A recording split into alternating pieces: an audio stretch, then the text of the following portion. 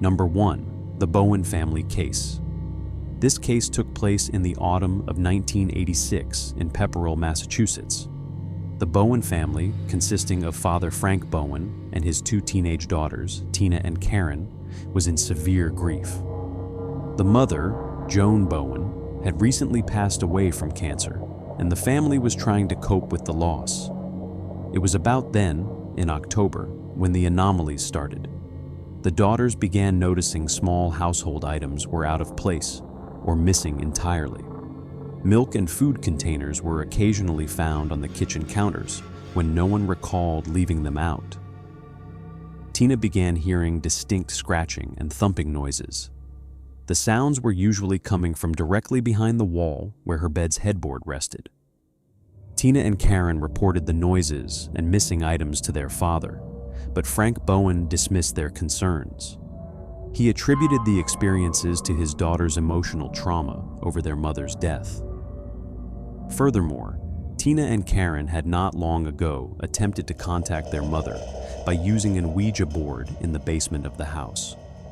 When they reported hearing tapping in the walls, Frank rationalized it as his grieving daughters, projecting their desire to hear from their late mother. But the activity did not stay limited to just noises and missing items. In late November, the anomalies became worse. The sisters discovered threatening messages written on the walls of the home. The words were scrawled using red household fluids, such as ketchup or red ink. One message explicitly read, "I'm in your room, come and find me." Despite the writings, Frank Bowen did not suspect a home intruder. He believed his daughters were acting out behaviorally or experiencing a psychological breakdown due to prolonged grief. The situation escalated on December 8, 1986. Frank Bowen, his daughters, and a family friend returned to the house. Upon entering, Frank noticed several items out of place and discovered that the basement toilet had been used but not flushed. He conducted a room-by-room search of the house. Eventually, when he opened a closet door, he was confronted by a teenage boy hiding inside. The intruder was wielding a hatchet and a heavy wrench stolen from Frank's tools. His hair was styled into points, and his face was covered in a crude mask made of ketchup and mayonnaise. The stranger forced the family into a bedroom at hatchet point. But during a momentary distraction, Frank managed to force a door shut between the family and the intruder. Frank ordered his daughters to flee. Tina jumped out of a second-story window, fracturing her foot on the ground, and ran to a neighbor's house to call the police. Minutes later, local police arrived at the scene and evacuated Frank and the remaining family members from the home. The officers conducted an intensive sweep of the living spaces, but found the house empty. The boy had vanished. However, a detective who remained inside the quiet house heard a faint scratching sound coming from a linen closet. Upon closer inspection, police discovered a false access panel behind the shelves. The panel led into the dead space between the interior drywall and the exterior structural framing of the house. When the police searched the space, they found the boy wedged between the wooden wall studs and arrested him without further incident. Upon inspecting the interior cavities of the walls, investigators found a makeshift nest consisting of stolen blankets, clothing belonging to the deceased mother, and numerous food wrappers. A small knothole had been deliberately drilled through the drywall into Tina's closet, which allowed the boy to peek into her bedroom. Further evidence showed that he had been living in the house's structure for several weeks. He watched the family through the cracks and holes in the walls and only entered the main living areas when the house was completely empty. What makes the case even more disturbing is that the boy was not a stranger to the family. His name was Daniel LaPlante, a 16-year-old local teenager. Prior to the events, LaPlante had briefly interacted with Tina Bowen. They had been in touch and met once for a short, awkward date. Tina found his behavior weird and chose not to see him again. Later on, Daniel secretly entered the house while the family was away and hid inside its hidden spaces. Following his arrest on December 8, 1986, LaPlante was processed as a juvenile. He was placed in a juvenile detention facility to await trial for the Bowen home invasion, kidnapping, and weapons charges. In October 1987, after spending roughly 10 months in juvenile custody, LaPlante's legal team successfully argued for his release on bail. The court granted the request, and he was released into the custody of his mother and stepfather while awaiting his trial. It could not be clarified why he left the threatening messages on the walls. Some people think LaPlante's goal was to make the family question their own sanity, but this could never be proven. His arrest and sentencing ended the horror for the Bowen family, but it wasn't the end of LaPlante's story. While out on bail and living back with his parents, he immediately resumed criminal activity. He began burglarizing homes in his parents' neighborhood, stealing money, personal items, and firearms. His stepfather eventually discovered a stolen handgun hidden in LaPlante's laundry basket, which he claimed he had bought. On December 1st, 1987, less than 2 months after his release on bail, and roughly a year after the Bowen incident, LaPlante broke into the house of a neighboring family, where he murdered a woman and her 2 children. LaPlante was arrested 48 hours later, following a massive manhunt. Due to the severity of the crimes, he was tried as an adult. In 1988, he was convicted of 3 counts of first-degree murder and sentenced to 3 consecutive life terms. Number 2. The Denver Spiderman case. This case unfolded during the autumn of 1941 in Denver, Colorado.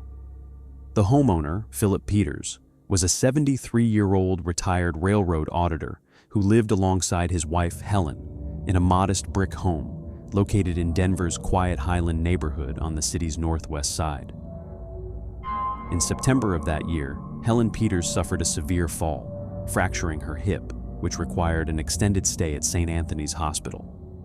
Philip was left entirely on his own. Sympathetic neighbors frequently invited the elderly man over for evening meals, meaning Philip would routinely cross the lawn at dusk, leaving his residence dark and unoccupied for hours. During these vacant moments, the unusual activity started. Philip noticed his kitchen supplies dwindling. Loaves of bread vanished from the icebox overnight, and canned goods disappeared from the back of the shelves. Living completely alone, he initially doubted his own sanity, assuming he was simply misplacing items or forgetting what he had eaten. Soon, the mystery went beyond missing food. Late at night, Philip began catching faint, localized thumping noises echoing from directly above his living room ceiling. Each time he went to investigate, the upper rooms were dark and empty. He mentioned to neighbors that the house felt haunted, but without concrete evidence. His concerns were brushed off as the paranoia of an isolated old man. These bizarre occurrences persisted for several weeks until the night of October 17, 1941. Philip returned home unexpectedly and caught sight of a shadow moving near the refrigerator. He confronted a severely emaciated, unkempt intruder. A violent struggle broke out, and Philip struck at the man with his walking cane. The intruder fought back, seizing a heavy cast-iron stove shaker, a tool meant for clearing ash from coal stoves, and bludgeoned Philip to death. Hearing the commotion from outside, neighbors immediately contacted the Denver police. Arriving officers discovered Philip's body on the kitchen floor, yet the entire house was locked securely from the inside. Detectives conducted 2 exhaustive, room-by-room sweeps of the property over the following days, but found no trace of an attacker. The culprit seemed to have dissolved into thin air, leading authorities to suspend the on-site search under the assumption that the killer had fled the area. Shortly after the tragedy, Helen Peters was released from the hospital. She returned to the house, bringing along a housekeeper to assist with her recovery. Within days of moving back, both women experienced the exact same phenomena Philip had described before his death. Food went missing from the counters, foul odors drifted through the corridors, and heavy thudding sounds vibrated through the ceilings after midnight. The atmosphere grew so unnerving that the housekeeper became convinced the property was occupied by the restless spirit of the murdered homeowner, prompting her to quit her job. Terrified to stay alone, Helen packed her bags and moved in with her son in western Colorado, leaving the house completely empty once again. The definitive breakthrough came 9 months after the homicide, on July 30th, 1942. Neighbors spotted a strange silhouette moving behind the curtains of the supposedly abandoned residence. Detectives rushed to the scene, quietly entering the home for a final, meticulous sweep. While inspecting the upstairs bedrooms, they stepped into a narrow closet. Shining their flashlights upward, they saw a pair of dirty, bare legs dangling from a tiny wooden ceiling hatch, measuring a mere 11 by 15 inches. The suspect was frantically trying to pull himself up into the darkness, but the detectives grabbed his ankles and dragged him crashing down to the floor. The man was Theodore Edward Coneys. When police inspected the crawlspace above, they discovered a tight, uninsulated cavity less than 3 feet high and roughly the width of a single mattress, filled with rags and refuse. Upon viewing the claustrophobic space, Detective Fred Zarnow remarked to local reporters, "A man would have to be a spider to stand it long up there." The press immediately ran with the quote, permanently branding the Frogger the Spiderman of Denver.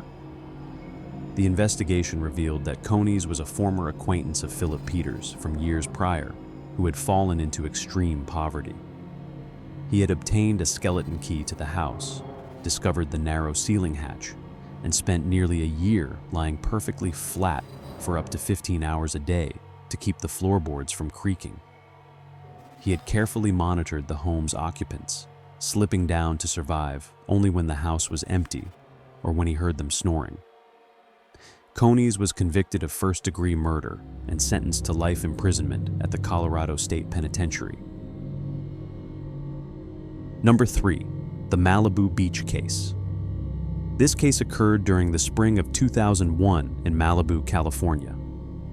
The homeowner, actress Pamela Anderson, lived with her 2 young children in a sprawling oceanfront estate.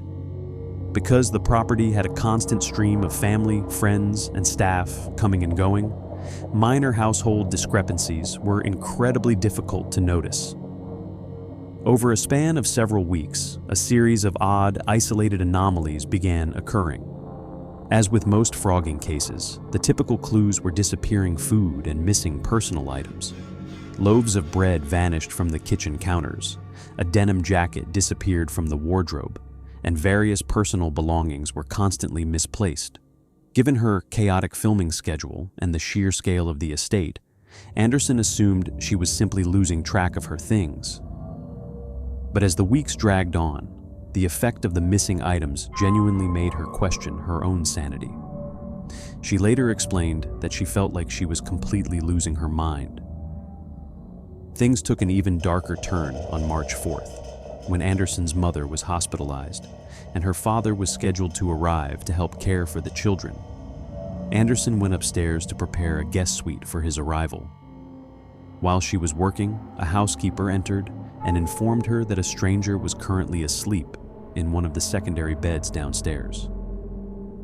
Anderson initially felt no alarm because she assumed it was a visiting relative who had let themselves in through a back door. Anderson walked down to the room to investigate. Opening the door, she was confronted with a young woman lying on the mattress, wearing Anderson's iconic, original red Baywatch swimsuit. Upon making eye contact, the woman silently handed Anderson a note written in broken English that read, "I'm not a lesbian, but I dream of you. I want to touch you, and I am here for that." The interaction instantly dissolved into physical chaos. As Anderson and her staff confronted her, the woman produced a piece of broken glass she had hidden and started cutting her own wrists. With her 2 young sons inside the house, Anderson panicked. She immediately took both of her children, fled the building, and waited in the driveway until Malibu authorities arrived. The police investigation later revealed exactly how the woman had managed to slip into the house and hide. The layout of the property made it incredibly easy to get inside. The estate featured a guest wing with a completely separate exterior entrance facing the sand. Because it was a beach home, the ocean-facing doors were routinely left unlocked during the afternoon, so guests could come up from the water to use the showers. It was through this unsecure entry point that the woman, a 27-year-old blonde French national named Christine Roth, silently entered the home. Roth had been living inside the estate completely undetected for several weeks. Investigators discovered that she had established a literal nest directly under the guest bed, lying flat beneath the mattress for days at a time. Underneath the mattress, police found a stash of stolen things Roth had dragged under the bed, including the missing food, personal letters, and Anderson's denim jacket. She had memorized the family's movements, emerging to raid the house only when the house was empty. Roth was arrested at the scene, given medical attention, and eventually deported back to France for psychiatric evaluation. Following the investigation, local police officers asked Anderson if she wanted her stolen swimsuit returned to the property. Anderson declined, telling the police to let Christine Roth keep it.